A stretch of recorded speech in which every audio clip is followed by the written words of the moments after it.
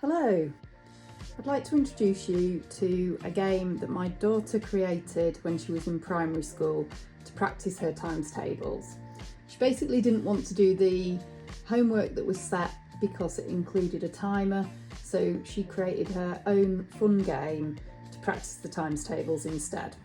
Her game has been tweaked slightly as she designed it with bears, but I've changed it to be with rabbits so it can be an Easter game. The idea of the game is to get from one side to the other side of the game board. To do this, they have to go via the hiding places, the safe spots on the board to reach the end.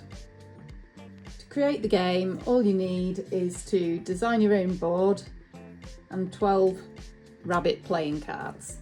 You'll also need either a pack of playing cards or a 1 to 12 dice.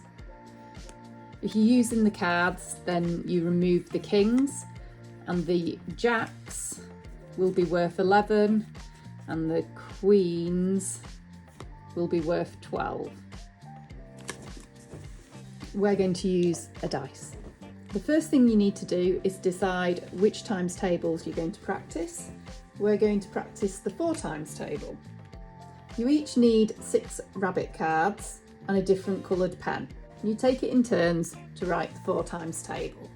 I've got 4, Lily's got 8.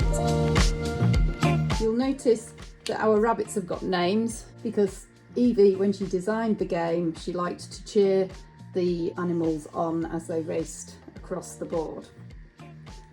So we now have our colours, so we know which rabbits belong to who, and they all start over in the start corner.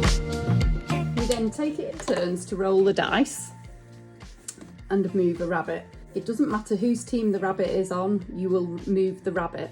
They move first of all to the first hiding place, the first hedge, and then if they get to move again, they move to the second hedge, and then again to the third hedge before they reach the finish. So the rabbits are aiming to get from the safety of one burrow to the finishing burrow. You can only fit 3 rabbits on a hedge. If a 4th rabbit tries to hide in the hedge, it gets to choose which rabbit to push out of the hiding spot, and the rabbit has to return to the starting burrow. Okay, so I've rolled a 5, so I'm doing 5 times 4 is 20. So I get to move one of my rabbits. All right, so Lily's turn.